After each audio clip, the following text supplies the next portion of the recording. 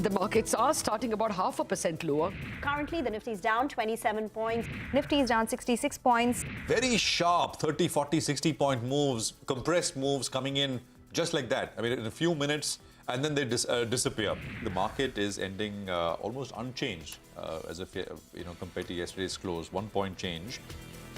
Hello and welcome to CNBC-TV18. You're watching Markets Today, the show where we track about 6 hours of the day's trading action in 5 headlines. I'm Reema Tendulkar, and these are the headlines for the day. Last hour recovery on Dalal Street. The Nifty ends flat. The Sensex gains 0.25%. FMCG private banks bat for the bulls. Adani Group stocks remain a major drag. Adani Group stocks tank, lose nearly 9 lakh rupees in market capitalization in 1 week. The Reserve Bank seeks information from banks on their exposure to the Adani Group. FMCG stocks lead the markets higher. Britannia soars 4% on a strong Q3. ITC, the top Nifty gainer ahead of Q3 earnings. Ashok Leyland gains after posting strong results in monthly sales, but a weak offtake hurts Hero Motor even as Eicher Motors skids despite a strong showing. Metal prices continue to hit fresh highs, but stocks fall on profit booking. After the recent run-up, the Nifty Metal Index tanks over 4%, GSPL down 6%, Tata Steel sees a cut of nearly 2%. And here's a lineup of what we have for you in store today on Markets Today. We get you market opinion from Samir Arora, Helios Capital, and Sridhar Shivaram of Enam Holdings. And the big corporate voice on the show today is the Adani Group Chairman Gautam Adani on the withdrawal of their mega FPO. The first up markets, the Dalal Street recovered in the last hour of trade, led higher by private banks, FMCG stocks. The Nifty ends flat with a slight negative bias, but the Sensex gained about 0.25%. The Nifty Bank and the Midcaps also fared well. However, the Adani Group stocks continue to be a major drag on the markets. Prashant is here standing by with the day's trading action. Prashant. Absolutely flat close for the Nifty and positive close for the Bank Nifty. The Bank Nifty actually doing much better than the Nifty. The index ending about 0.5% higher. And this is a good outcome. Yesterday, things did recover quite a bit. And I think slowly but steadily, I think we're getting to a place where even as news flow out of this Adani Group continues, the incremental impact on the market perhaps is starting to come off a little bit. I'll get to that in a more detailed way. But just those stocks will come up on your screen. And there was pressure once again. Adani Ports, Enterprises, Adani Total, Adani Green, Transmission, all under pressure, varying degrees. The cement names, Ambuja Cement and ACC, both did much better in trade today. A little bit of follow through from yesterday. Insurance as a sector continued to bleed. So HDFC Life and SBI Life were lower. But others, ICICI Pru was up a little bit. It was a little mixed, but more down than up. In the insurance pack. Apart from that, losses coming through on the large caps and names like UPL, Divi's Laboratories and Eicher Motors, which gave up some of the gains. FMCG and IT were two pockets which did well. So Lever, Britannia, ITC standing out in FMCG, and of course the large cap tech pack doing pretty well. As I said, we've seen a flat close, a positive on the Nifty, a positive close on the Bank Nifty, and the hope is that even as this, the market kind of works its way through this entire issue on the Adani front, the rest of the market perhaps, moves on a little bit. Will that happen immediately or will it take time is something we need to watch out for. But I think it will happen. The good thing is that we've got a bit of a global tailwind, which we are not reacting to right now. But given what the Fed meeting threw up yesterday, the price action out of the US, it's not looking dire at all. It's actually looking constructive overall. Back to you. Thank you very much for that. In market opinion, Samir Arora of Helios Capital said that the Indian budget was broadly fine. He added that he was betting big on consumer, IT and the financial sectors. In the consumer sector, although there was no explicit benefit, but the fact that this is an election year means that a lot of billions of dollars will be spent in the campaigns by 540 into maybe 3 candidates per location. Per constituency into maybe they spend $2 million each or whatever. So the amount of money that will come into the consumer sector will also not be bad. And then there were no negatives. So that itself is a positive. There was fiscal consolidation. There was a bit of this thing on focus on capex. So everything in the budget was broadly fine. We will continue with our same 2 preferences out of our 3 normal preferences, which is IT, consumer, and financials. Right now, is mostly financials and consumer. In more market opinion, Sridhar Shivaram of Enam Holdings said that he was bearish on life insurance companies and will have to look at it as a non-growth area. However, he's bullish on select private and public sector banks. Listen in. Government had already indicated that they were plugging all loopholes as far as savings products which were tax-free. And I've been very bearish on insurance for a while for exactly this reason, that they don't sell protection. Only 10% of life insurance companies is individual protection. Rest, almost everything is actually some sort of a tax arbitrage product, which is a savings product. I mean, look at 7%, tax-free products for 30, 35 years. You can still buy it. You have another 2 months to buy it. The thing is that the growth aspect of insurance is going to go. So now you'll have to look at them for a while as a non-growth stock. So is it fair to pay 3-4 times embedded value? That's a question that people who hold the stock will have to ask.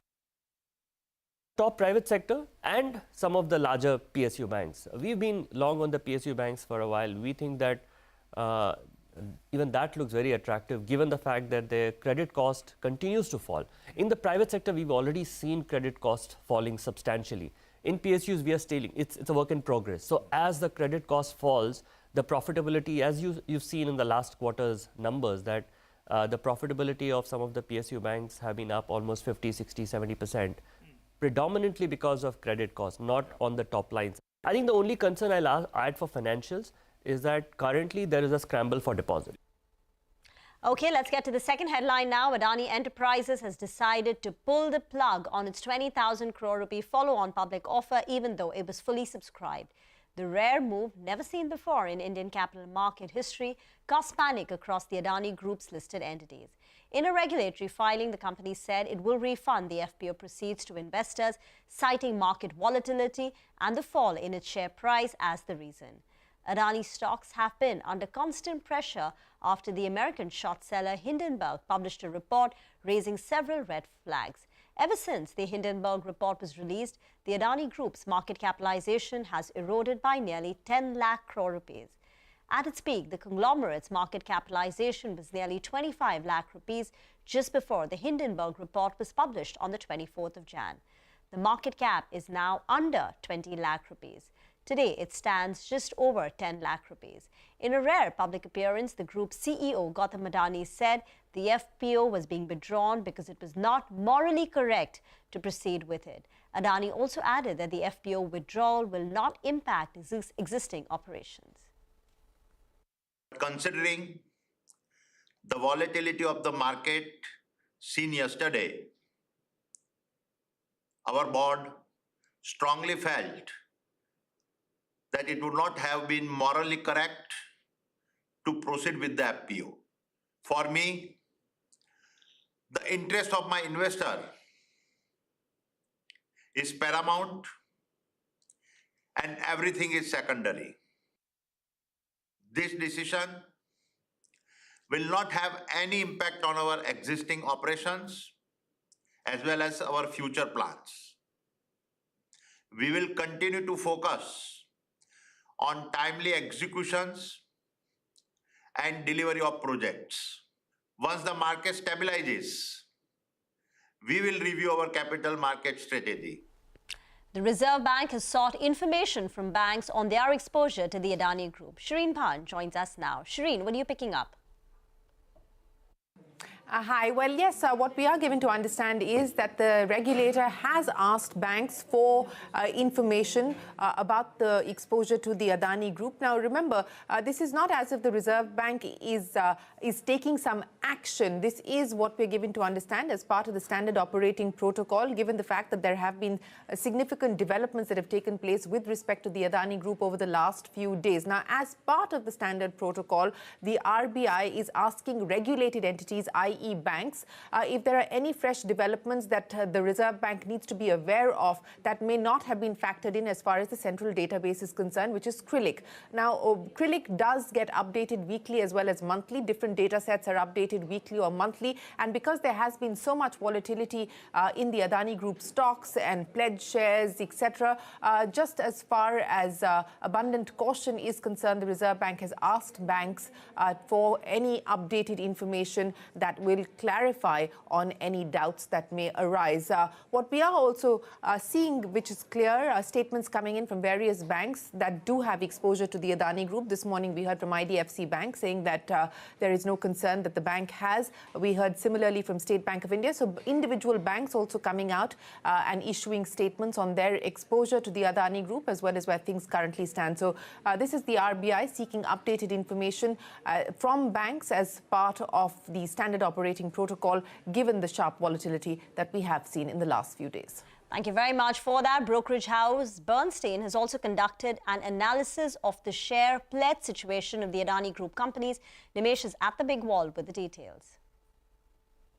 After Adani Enterprise withdrawing the 20,000 crore fallen offer, which was fully subscribed, all eyes will be now on the Adani's bonds, which are trading globally, as well as the promoters' debt position. Now, Bernstein has put out a note today morning analyzing the promoters' pledge share percentage to the promoters' holding across a couple of time zones. So I'll just quickly run through most of the companies where there were large pledge. To start with, I'll talk about Adani Green. If you look at Adani Green, as of March of 2020, the promoter pledge was 13%. That fell to 4% as of December 2022. And after the 2 days of fall or 3 days of fall in the stock price, there is an implied expectation that this pledge will go up to 8% or 9% going forward as far as Adani Green is concerned. The second stock is Adani Power. If you look at Adani Power, Bernstein had the data for March 2020, but as of December 2022, it was at 25%, and that is now expected to inch up to 39% because of the share price falling in the last couple of days. The third stock is Adani Transmission. If you look at Adani Transmission, there has been a sharp dip in the promoter pledge as well. From 54% as of March 20, it had fallen all the way to 7% as of December 2022. And now after the fall in the stock prices, it is implied that this pledge will go up to 11 to 12%. The most important stock to watch is Adani Enterprise, because that's been in the news as well. If you look at Adani Enterprise, the pledge share was quite high at 50% as of March 20. That has fallen to just 3% in December 2022. This is all official data published by the company, and that is now expected to inch up because of the sharp fall in the stock price. Implied is around 5 to 7% it will go up. The next is Adani Port. Even there, if you look at it, the pledge was quite high at 58% as of March 20. That has now fallen to 17% as of December 2022, and now that's expected to inch up because of the sharp fall in the stock price, implied to 32% as well as far as Adani Port is concerned. But there are a couple of stocks in that group which don't have any pledge share, and that includes the names like Adani Gas as well as Adani Wilmar. There is no pledge share. In fact, apart from this, there has been a clarification that the promoters have not pledged any shares of Ambuja Cement as well as ACC. But now that the FPO is out of the way, this is a big talking point in the minds of the investor as well as to how the promoters' pledge will move because of the sharp fall that we've seen in the individual stock prices. Back to you. Thank you very much for that. Let's get to the third headline for the day. A whole host of FMCG stocks were in focus. Britannia gained 4%, one of the top Nifty gainers after it delivered a strong set in Q3. ITC's share price also rose by 4%, hitting an all-time high, extending the post-budget gains. Meanwhile, Jubilant FoodWorks reported a 40% drop in profits in Q3. The stock was down 4%. Mangalam is here with the details. Well, the FMCG pack indeed was in focus today, with both ITC as well as Britannia hitting record highs, the top gainers on the index as well. And on the way down, we had Jubilant FoodWorks, which was lower too. So let's talk about ITC and Britannia first. ITC has been gaining ever since, the increase in taxes on cigarettes in the budget was lower than what the street feared, but ahead of results tomorrow as well. And the street expects, good results coming in. 8 to 11% growth in cigarette volumes, 18 to 20% growth in their FMCG business. Strong performance coming in from the hospitality business. If Indian Hotels numbers are something to go by, ITC's hospitality business is likely to do extremely well as well. And we do expect some moderation in the paper business growth. And by moderation, it means around 12 to 15% sort of growth expectations that we are, going into the numbers with. For Britannia, the stock at a record high because of strong numbers coming in, consistent market gains, market share gains for the company over the last 39 quarters. And this time around, you know, the operational performance was a standout performance this time. 51% jump in their EBITDA, with margins coming in at 19.5%, a number which is the best that we've seen in the last 10 quarters. In fact, very close to its record high margins as well. As far as Jubilant FoodWorks is concerned, however, that was lower, down over 10% in the last two trading sessions because the numbers were poor. Gross margins declined by about 540 basis points year on year. Domino's like-for-like growth was just 0.3% versus expectations of 4 to 6% growth. And remember, this was a seasonally strong quarter for them, with both the Cricket 2020 World Cup and the Football World Cup being there as well.